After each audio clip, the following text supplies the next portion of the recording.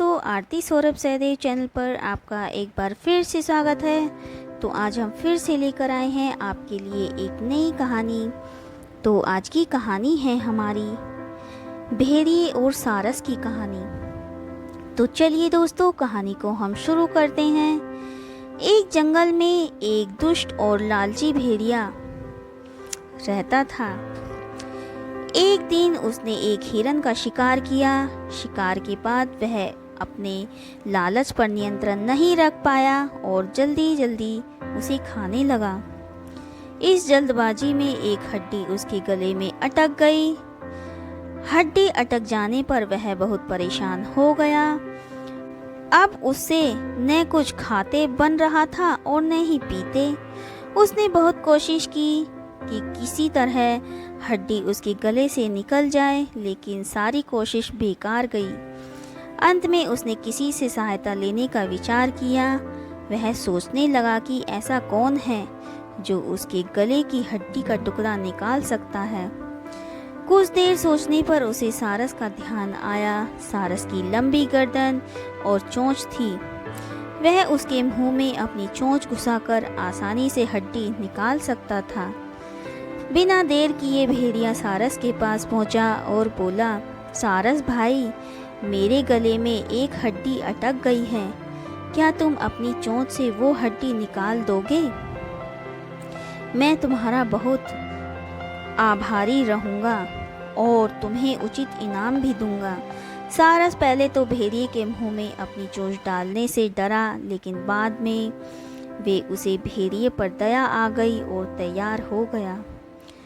भेड़िया मुंह खोलकर खड़ा हो गया और सारस ने उसमें अपनी चोंच डाल दी, लेकिन उसकी चोंच हड्डी तक नहीं पहुंच पाई।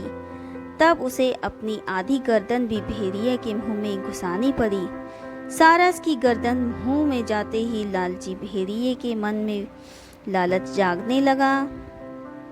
वह सोचने लगा कि यदि मैं इसकी लजीज गर्दन को चबा पाता तो मज़ा आ जाता, लेकिन उस समय उसे अपने मुंह में फंसी हड्डी निकलवानी थी, इसलिए वह मन मार कर रह गया। कुछ ही देर में सारस ने उसके गले से हड्डी निकाल दी। हड्डी निकलते ही भेड़िया जाने लगा। न उसने सारस को धन्यवाद दिया न ही इनाम। सारस ने उसे रोककर कहा, मेरा इनाम कहाँ है? तुमने कहा था कि तुम इस काम के बदले मुझे इनाम दोगे। भेड़िया बोला, एक भेड़िए के मुंह में अपनी गर्दन डालकर भी तुम सही सलामत हो, क्या यह तुम्हारा इनाम नहीं है? इतना कहकर भेड़िया चला गया और सारस मुंह लटका कर खड़ा रह गया। एक बार एक समुद्री नाविक एक बड़े जहाज में समुद्री यात्रा पर निकले। उनमें से एक नाविक के पास एक पालतू बंदर था। उसने उसे भी अपने साथ जहाज पर रख लिया। यात्रा प्रारंभ हुई। जहां कुछ दिन की यात्रा के बाद समुद्र के बीचों बीच पहुंच गया। गंतव्य तक पहुंचने के लिए नाविकों को अभी भी कई दिनों की यात्रा करनी थी। इतने दिनों तक मौसम नाविकों के लिए अच्छा रहा था, लेकिन एक दिन समुद्र में भयानक तूफान आ गया। तूफान इतना तेज था कि नाविकों का जहाज टूट गया। नाविकों के जहाज को बचाने की बहुत कोशिश की, लेकिन अंततः जहाज पलट गया। नाविक अपनी जान बचाने के लिए समुद्र में तैरने लगे। बंदर भी पानी में जा गिरा था। उसे तैरना नहीं आता था। वह डूबने लगा और उसे अपनी मौत सामने नजर आने लगी। वह अपनी जान बचाने के लिए चीख पुकार मचाने लगा। उसी समय एक डॉल्फिन वहां से गुजरी। उसने बंदर को डूबते हुए देखा तो उसके पास गई और अपनी पीठ पर उसे बिठा लिया। वह बंदर को लेकर एक द्वीप की ओर तैरती चली गई। द्वीप पर पहुंचकर डॉल्फिन ने बंदर को अपनी पीठ से उतारा। बंदर की जान में जान आ गई। डॉल्फिन ने बंदर से पूछा, क्या तुम इस स्थान को जानते हो? हाँ बिल्कुल, यहाँ का राजा तो मेरा बहुत अच्छा मित्र है और तुम जानती हो कि मैं भी एक राजकुमार हूँ। बंदर की आदत बढ़ा चढ़ाकर बात करने की थी। वह डॉल्फिन के सामने बड़ी बड़ी बातें करने लगा। डॉल्फिन समझ गई कि बंदर अपनी शान बघाड़ने के लिए झूठ बोल रहा है, क्योंकि वह एक निर्जन द्वीप था जहाँ कोई भी नहीं रहता था। वह बंदर की बात का उत्तर देती हुई बोली, ओ, तो तुम एक राजकुमार हो। बहुत अच्छी बात है, लेकिन क्या तुम्हें पता है कि बहुत जल्द तुम इस द्वीप के राजा बनने वाले हो। राजा और मैं कैसे? बंदर ने आश्चर्य से पूछा। वो इसलिए कि तुम द्वीप पर इकलौते प्राणी हो, इसलिए बड़े आराम से यहाँ के राजा बन सकते हो। मैं जा रही हूँ, अब तुम अपना राजपाट संभालो। इतना कहकर डॉल्फिन तैरकर वहाँ से दूर जाने लगी। बंदर पुकारता रह गया और उसने झूठ और शेखी से नाराज डॉल्फिन उसे वहीं छोड़कर चली गई। तो दोस्तों, इस कहानी से हमें यह शिक्षा मिलती है कि व्यर्थ की शेखी बघाड़ना मुसीबतों को बुलावा देना होती है। जंगल किनारे स्थित चरागाह में भेड़ियों की कई दिनों से नजर थी। वहां चरती भेड़ों को देखकर उसके मुंह से लार टपकने लगती और वह अवसर पाकर उन्हें चुराने की फिराक में था।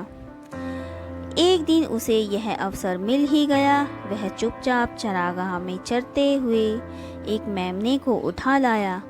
खुशी खुशी वह जंगल की ओर भागा जा रहा था और मेमने के स्वादिष्ट मांस के स्वाद की कल्पना कर रहा था। तभी एक शेर उसके रास्ते में आ गया। शेर भी भोजन की तलाश में निकला था।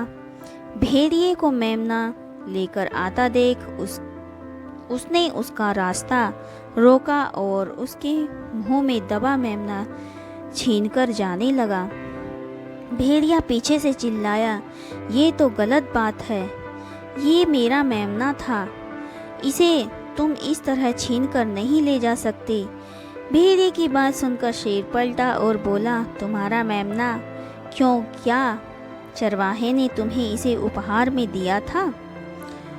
तुम खुद इसे चरागाह से चुरा कर लाए हो, तो इस पर अधिकार कैसे जता सकते हो? फिर भी यदि यह चरागाह से चुराने के बाद यह तुम्हारा मेमना बन गया था, तो तुमसे छीन लेने के बाद अब ये मेमना मेरा बन गया है। मुझसे छीन सकते हो तो छीन लो। भेड़िया जानता था कि शेर से पंगा लेना जान से हाथ धोना है, इसलिए वह अपना सा मुँह लेकर वहाँ से चला गया। तो दोस्तों, इस कहानी से हमें यह शिक्षा मिलती है कि गलत तरीके से प्राप्त की गई वस्तु उसी तरीके से हाथ से निकल जाती है। एक बार एक समुद्री नाविक एक बड़े जहाज में समुद्री यात्रा पर निकले। उनमें से एक नाविक के पास एक पालतू बंदर था। उसने उसे भी अपने साथ जहाज पर रख लिया। यात्रा प्रारंभ हुई, जहाँ कुछ दिन की यात्रा के बाद समुद्र के बीचों बीच पहुँच गया। गंतव्य तक पहुँचने के लिए नाविकों को अभी भी कई दिनों की यात्रा करनी थी। इतने दिनों तक मौसम नाविकों के लिए अच्छा रहा था, लेकिन एक दिन समुद्र में भयानक तूफान आ गया। तूफान इतना तेज था कि नाविकों का जहाज टूट गया। नाविकों के जहाज को बचाने की बहुत कोशिश की, लेकिन अंततः जहाज पलट गया। नाविक अपनी जान बचाने के लिए समुद्र में तैरने लगे। बंदर भी पानी में जा गिरा था। उसे तैरना नहीं आता था। वह डूबने लगा और उसे अपनी मौत सामने नजर आने लगी। वह अपनी जान बचाने के लिए चीख पुकार मचाने लगा। उसी समय एक डॉल्फिन वहां से गुजरी। उसने बंदर को डूबते हुए देखा तो उसके पास गई और अपनी पीठ पर उसे बिठा लिया। वह बंदर को लेकर एक द्वीप की ओर तैरती चली गई। द्वीप पर पहुंचकर डॉल्फिन ने बंदर को अपनी पीठ से उतारा। बंदर की जान में जान आ गई। डॉल्फिन ने बंदर से पूछा, क्या तुम इस स्थान को जानते हो? हाँ बिल्कुल, यहाँ का राजा तो मेरा बहुत अच्छा मित्र है, और तुम जानती हो कि मैं भी एक राजकुमार हूँ। बंदर की आदत बढ़ा चढ़ाकर बात करने की थी। वह डॉल्फिन के सामने बड़ी बड़ी बातें करने लगा। डॉल्फिन समझ गई कि बंदर अपनी शान बघाड़ने के लिए झूठ बोल रहा है, क्योंकि वह एक निर्जन द्वीप था जहाँ कोई भी नहीं रहता था। वह बंदर की बात का उत्तर देती हुई बोली, ओ, तो तुम एक राजकुमार हो। बहुत अच्छी बात है, लेकिन क्या तुम्हें पता है कि बहुत जल्द तुम इस द्वीप के राजा बनने वाले हो? राजा और मैं कैसे? बंदर ने आश्चर्य से पूछा। वो इसलिए कि तुम द्वीप पर इकलौते प्राणी हो, इसलिए बड़े आराम से यहाँ के राजा बन सकते हो। मैं जा रही हूँ, अब तुम अपना राजपाट संभालो। इतना कहकर डॉल्फिन तैरकर वहाँ से दूर जाने लगी। बंदर पुकारता रह गया और उसने झूठ और शेखी से नाराज डॉल्फिन उसे वहीं छोड़कर चली गई। तो दोस्तों, इस कहानी से हमें यह शिक्षा मिलती है कि व्यर्थ की शेखी बघाड़ना मुसीबतों को बुलावा देना होती है। नदी किनारे एक छोटा सा गांव था। गांव में रहने वाले लोगों ने नदी पार करने के लिए उस पर एक पुल बनाया हुआ था, लेकिन वह पुल इतना संकरा था कि एक बार में केवल एक ही व्यक्ति उसे पार कर सकता था। एक दिन की बात है, एक बकरी नदी पर बने उस पुल को पार कर रही थी। पुल पर चलते चलते उसने देखा कि एक दूसरी बकरी उसी पुल पर विपरीत दिशा में चली आ रही है। कुछ ही देर में दोनों पुल के बीचों बीच पहुंच गईं।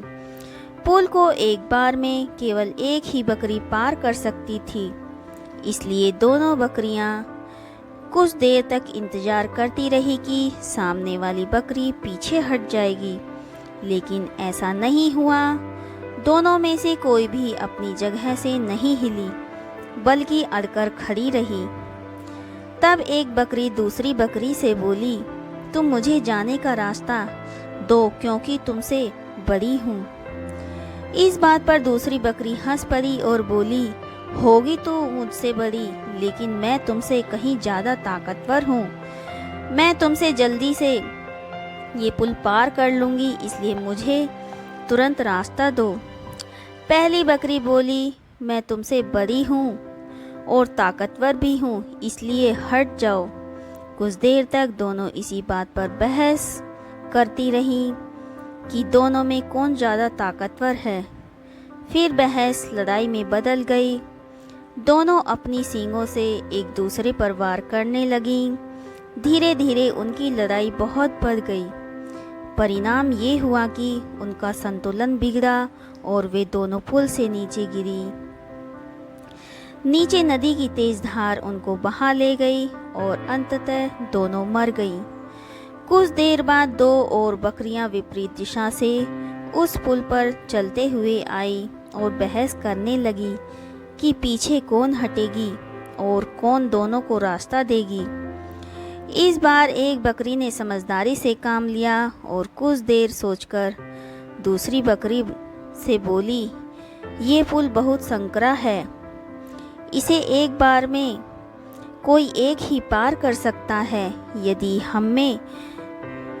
यदि हमने लड़ाई की मूर्खता की तो नदी में गिरकर अपनी जान गंवा देंगी, इसलिए ऐसा करते हैं कि मैं पुल पर लेट जाती हूँ, तुम मुझे लांग कर दूसरी ओर चले जाना।